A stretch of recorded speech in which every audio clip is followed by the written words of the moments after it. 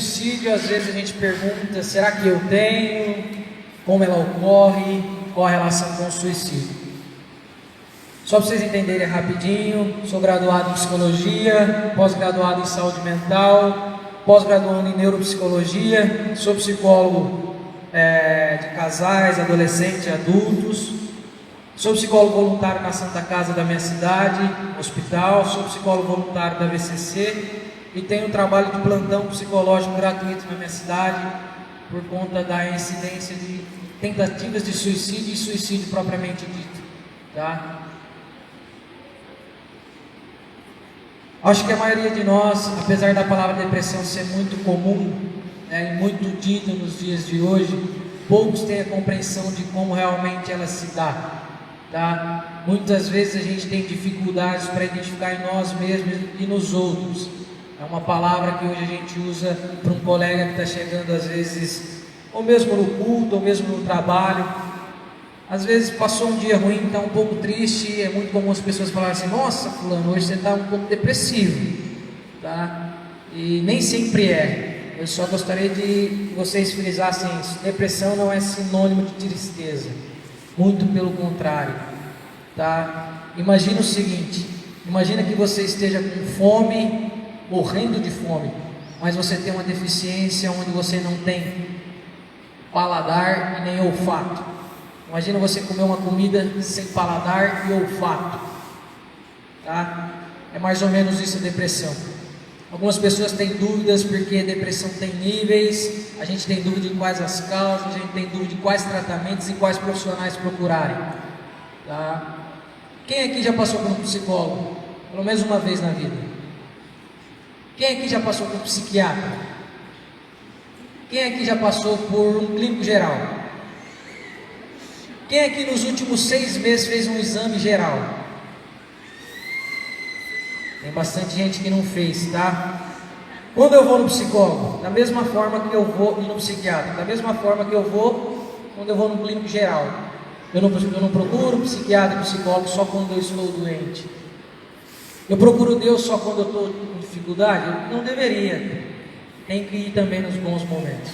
E psiquiatra, psicólogo não trata doido, não trata pessoas desequilibradas, fracas, sem Deus. Trata pessoas inteligentes e também previne pessoas de doenças mentais, tá? A depressão, apesar de nós utilizarmos o termo, ela não nasceu da medicina nem mesmo da psicologia. Ela nasceu da geografia, topografia. O que é depressão?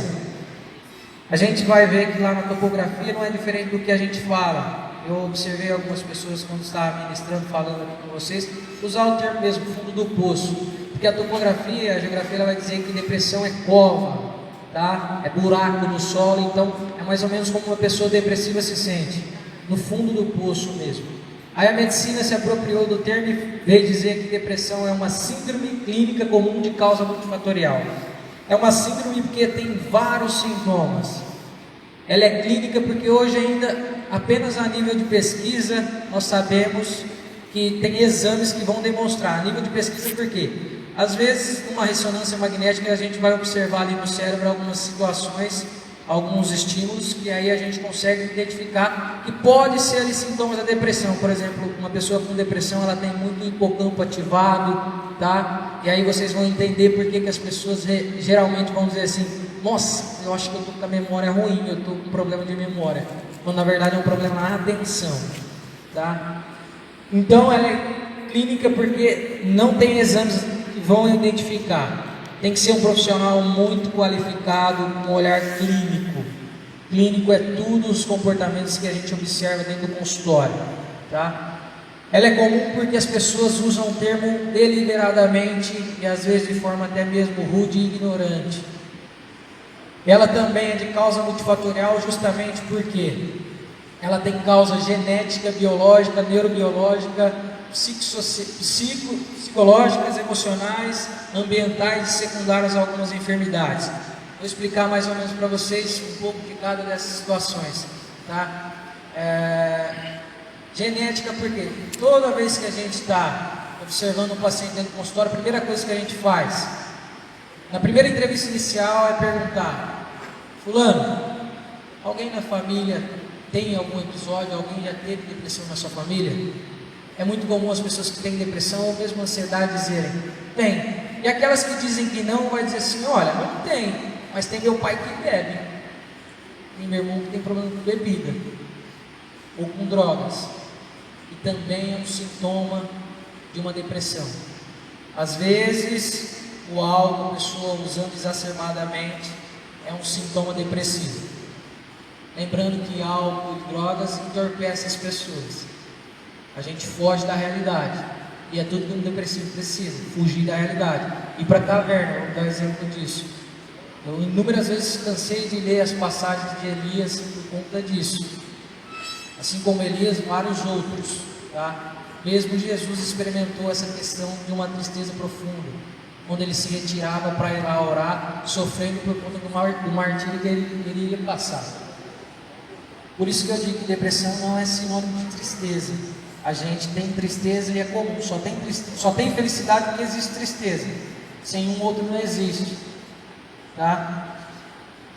Essa genética é muito importante por conta disso. E também a genética vai explicar porque algumas pessoas respondem bem a alguns medicamentos e outras nem tanto. E um bom psiquiatra, um bom psicólogo que vai fazer o rastreio, ele vai dizer assim, ó. Porque às vezes chega um paciente, chega no meu consultório e fala assim: mas eu já usei sertralina e não deu certo, eu já usei fluoxetina e não deu certo. E a gente vai até falar um pouco sobre isso. Mas por quê?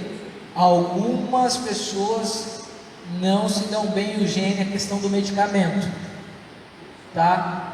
E aí, se o psiquiatra for inteligente, ele vai olhar e dizer assim: se já teve alguém depressivo na tua família, qual medicamento você está usando? Porque se a sua genética é a mesma do outro, se deu certo para o outro, pode ser que dê certo para você. Isso vai evitar um exame muito caro, chamado farmacogenética, e a maioria de vocês, eu acho que talvez nunca vão ouvir falar, porque os médicos não vão falar, porque é um exame muito caro mesmo. Mas esse exame vai te dizer qual medicamento vai ajudar você a não engordar quando estiver tomando antidepressivo, porque eu acho que um dos grandes fatores que fazem com que as mulheres não tomem medicamentos, principalmente antidepressivo, é essa questão. Bem como medicamentos que vão dar menos efeito colateral, até porque a não adesão de tratamento psiquiátrico se dá por conta dessa questão de efeitos colaterais de medicamentos. E eu vou explicar isso mais para frente. Depois disso, a gente vem para fatores biológicos e neurobiológicos. Alguém aqui já fez uso de anticoncepcional, por exemplo? Tá. A questão biológica, às vezes chega um paciente no meu consultório que estão tratando com antidepressivos há anos. Chega lá, já fazem 10 anos que eu estou tomando tal antidepressivo e nada tem resultado. Às vezes, um exame simples, tá? TSH, T3, T4, que são os hormônios da tireoide, que mimetizam muito transtornos mentais. Tem muitas pessoas que têm problema de transtorno mental como depressão maior, que é mimetizado. O que é isso? São falsos positivos de depressão, que o problema é hipotireoidismo. Aí o paciente chega no consultório fazendo uso de medicamentos, mas não fez um simples exame e vai lá diagnosticar com hipotireoidismo. Hipotireoidismo dá o quê? É uma glândula que fica nessa região aqui, uma borboletinha. Ela regula todos os hormônios que nós temos no corpo. Algumas mulheres, e na maioria dos casos são mulheres que apresentam essa oscilação, são mulheres que vão apresentar desânimo, queda de cabelo, irritabilidade, choro, explosão, unhas quebradiças, e é uma questão biológica que parece com sintomas depressivos. E às vezes, se for num clínico geral, como na maioria dos casos as pessoas não vão no especialista, o clínico vai te falar que é depressão e te jogar lá um ansiolítico e não um antidepressivo. Também tem uma diferença muito grande, eu vou explicar para vocês, tá? Fatores como fibromialgia, mulheres que têm fibromialgia, que é uma doença autoimune, também confunde-se com depressão, por isso que é importante passar num especialista, e é uma causa biológica. Fatores como disfunção gastrointestinal. Sabe por quê, pessoal? Não sei se alguns de vocês sabem, mas o segundo cérebro humano é o intestino. É ele que produz 95% da serotonina. Serotonina é o quê? O hormônio da alegria, do prazer, da satisfação. Ele que vai ajudar em tudo isso. E tem pessoas que têm disfunção gastrointestinal e aí causa depressão. Sintomas depressivos, não a depressão. Então, é importante passar num clínico, mas também é importante consultar o especialista por conta disso. Vou dar um exemplo para vocês de como é o intestino que causa, às vezes, a questão da depressão. Quantos aqui se sentiram ansiosos por dia de hoje e às vezes teve diarreia, às vezes teve constipação?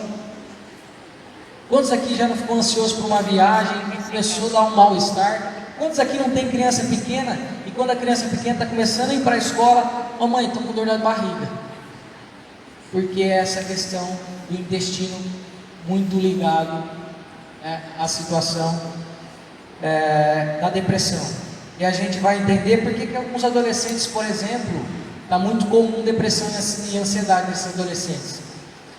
É necessário a gente ter pelo menos 8 horas de sono regular, 8 horas de sono. Quem aqui dorme antes das 10h30 da noite? Levanta a mão, fazendo um favor. Quem aqui acorda às 7h30, 8 horas da manhã, todos os dias? Ou um pouquinho antes? Quem aqui dorme 8 horas regularmente de sono por semana? Você é um pouco pessimista, todos vocês correm risco de ter ansiedade e depressão. Por quê? Todo alimento que vocês comem aí envolve o intestino de novo. Vão se transformar em carboidrato. Esse carboidrato, a hora que você dormir, durante ali até o ciclo circadiano, até umas 7 horas da manhã, mais ou menos, 6 horas, ele vai se transformar num aminoácido chamado triptofano. Esse triptofano vai se transformar em serotonina quando você levanta de manhã, depois de uma boa noite de sono, e tem um contato ocular com a retina. Deus é perfeito, Ele calculou tudo. Quando o teu olhar, a tua retina tem um contato, e aí isso explica porque países frios têm mais índice de suicídio do que países quentes como o nosso. Quando o teu olhar entra em contato com o sol da manhã, esse triptofano vai se transformar em serotonina. Aí até mais ou menos 11 horas, meio-dia, essa serotonina vai se transformar num hormônio que todo mundo vai experimentar hoje aqui, porque está um pouco cansado depois do almoço. O que dá depois do almoço? Porque a serotonina vai se transformar em melatonina. Todos os dias vai ser isso. Agora eu pergunto para vocês, quem não come bem, quem não dorme bem, aí ao invés de nós produzirmos serotonina, vamos produzir cortisol. E aí a gente vai entender porque a maioria dos adolescentes hoje estão com depressão e suicídio. Um dos fatores. Quem aqui tem filho adolescente? Que hora que eles dormem, que hora que eles acordam? Então, isso é biologia, não é nem questão. Deus nos deu inteligência e deu pessoas capacitadas para nos orientarmos. É por isso que Ele diz: conhecimento nos liberta. Quando a gente conhece o que vê, o que faz, é libertador, nunca mais a gente vacila. E se vacilar, a gente sabe como corrigir, porque a gente conhece os caminhos. Fatores neurobiológicos, vou explicar para vocês. TDAH não tratado. Crianças que tiveram TDAH lá atrás, que não tinha esse diagnóstico, hoje são adultos que sofrem de depressão, porque baixa autoestima. Crianças com TDAH não tratado, geralmente não tem um desempenho escolar muito bom, não tem uma vida acadêmica legal, não vai se formar, não tem um emprego bom, autoestima lá embaixo. Desenvolve depressão, porque só libera hormônios estressores. Então a gente tem que começar a pensar. Vou dar um exemplo para vocês de como é importante passar. Quem não passou por psicólogo, quem já passou por psicólogo, agora saiba, passou nesse profissional ou qualquer outro profissional, vocês têm que pelo menos ter noção de dizer e ver se esse profissional está investigando tudo isso, porque antes de chegar no psicológico tem toda essa trilha. Meus pacientes no meu consultório, eles já sabem, chegou no meu consultório, eu dou apenas 30 dias para fazer exames médicos e descartar toda a questão biológica, já começando a compreender também o mapeamento genético, que é muito importante. Eu tinha uma colega no 4º ano de psicologia, ela ia comigo de carona. Aí, em determinado momento, ela trancou a faculdade. Psicologia, ela foi diagnosticada. Na verdade, uns dias antes eu encontrava ela no mesmo corredor da nossa terapeuta e ela estava tratando como depressão, a situação dela. Por mais ou menos uns 3 anos foi tratada com depressão. Ela não tinha passado por nenhum exame. Uma vez ela convulsionou a segunda vez, foi passar por um exame de ressonância magnética, ela tinha um tumor no cérebro. E ela estava sendo tratada como depressão, porque dá sintomas depressivos. Vou dar um exemplo para vocês simples. Quem bebe aqui, no mínimo 2,5 litros de água, 3 litros por dia? A gente quer vida, mas a gente não produz vida. Desidratação dá sintomas depressivos.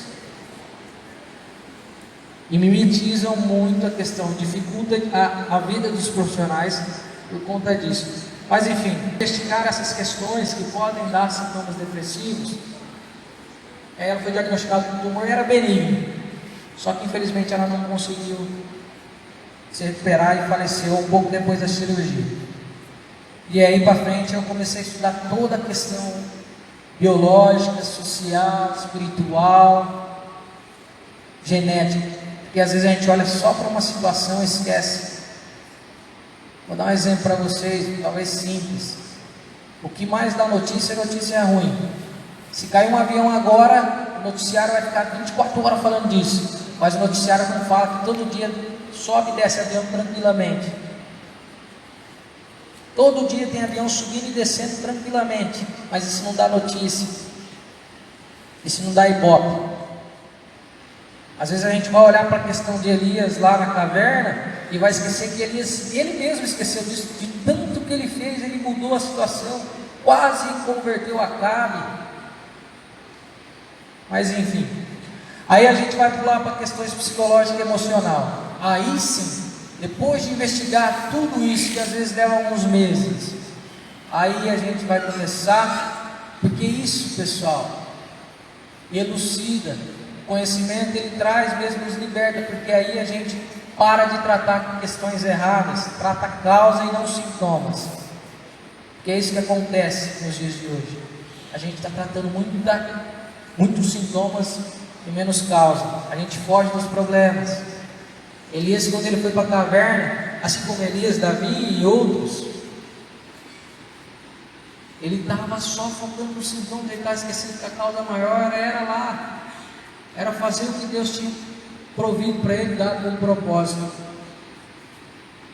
Questões psicológicas, a gente vai falar de frustrações, mas aquela que traz decepção, não uma frustração boa.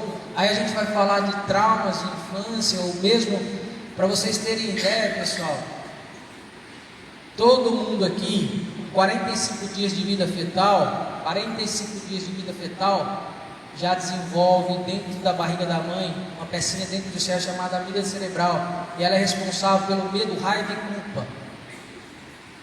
Então, com 45 dias de vida fetal, se o casal tiver uma vida saudável, a criança vai nascer mais saudável. Mas se o casal tem uma vida perturbada, a criança também vai nascer com os traços desse casamento. 45 dias de vida fetal. Isso justifica porque pessoas normais têm medo, raiva e culpa. E saibam vocês, os homens ajudam vocês a acionar muito essa pecinha, porque vocês sentem bastante raiva. E toda vez que vocês verem alguém com raiva, entenda que essa pessoa está com medo de alguma coisa. Vou dar um exemplo para vocês. Às vezes, se você quer ir na academia, se você quer passear com as amigas, a primeira coisa que o marido fala: para que você está bonita? Ele fica com raiva. Mas porque ele está com medo.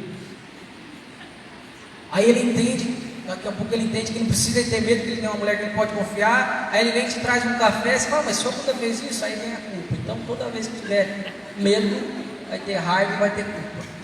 Todo mundo que tem medo, raiva e culpa é normal.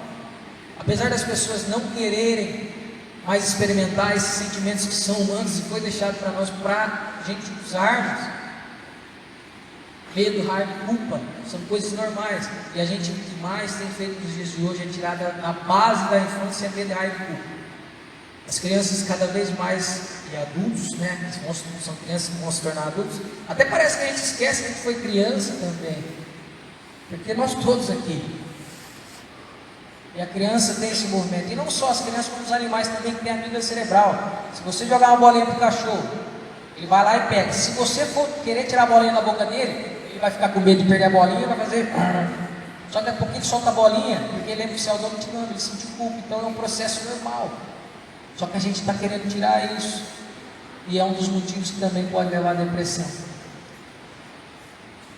Fatores ambientais.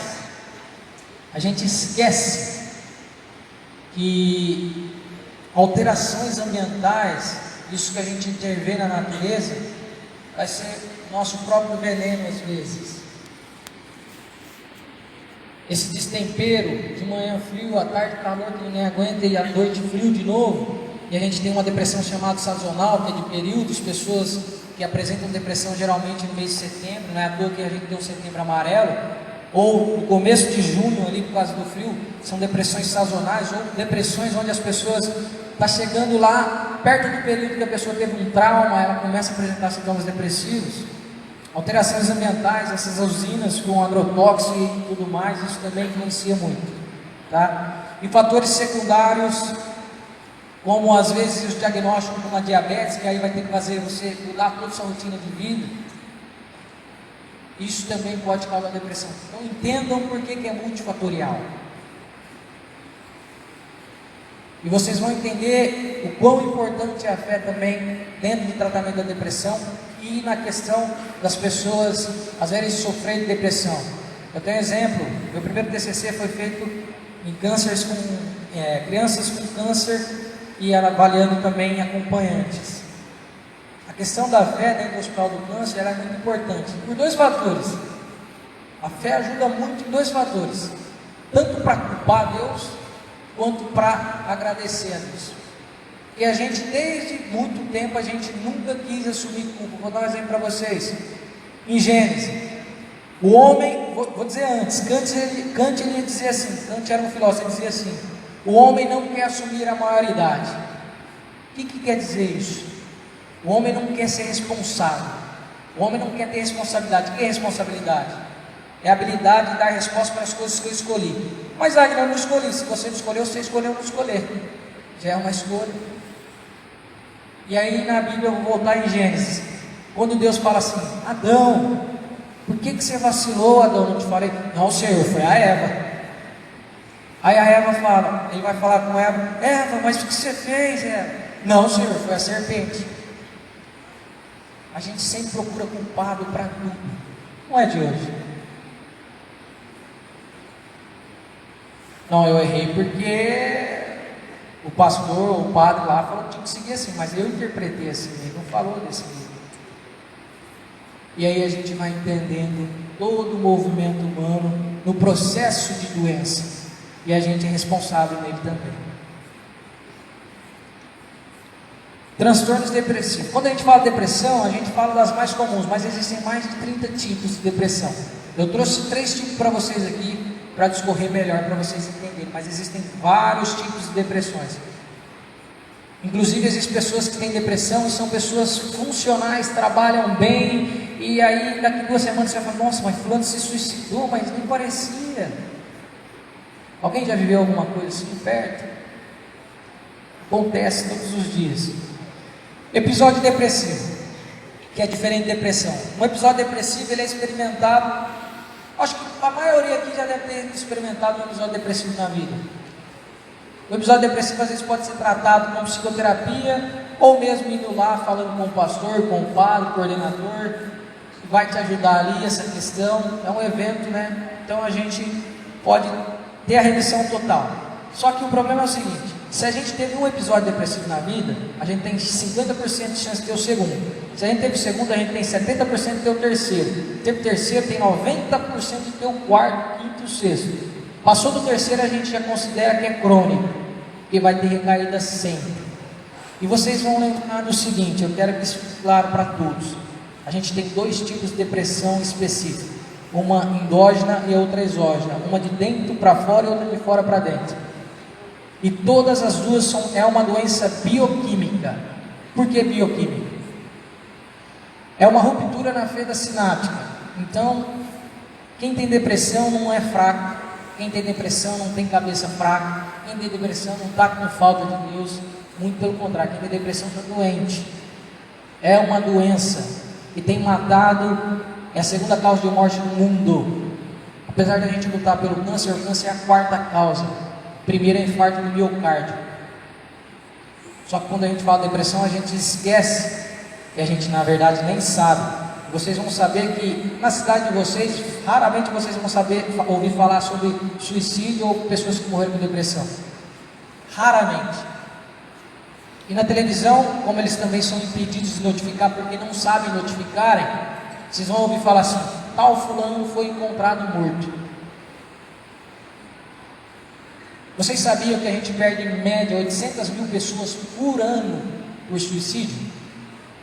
Em média, a cada 30 segundos, uma pessoa morre por suicídio.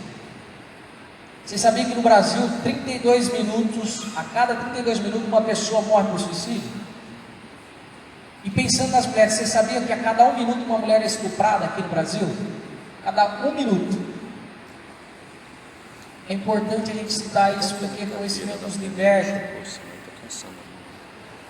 Eu gostaria, vai ser muito raro isso, que tivesse um encontro dessa forma com homens, mas vai ser difícil juntar.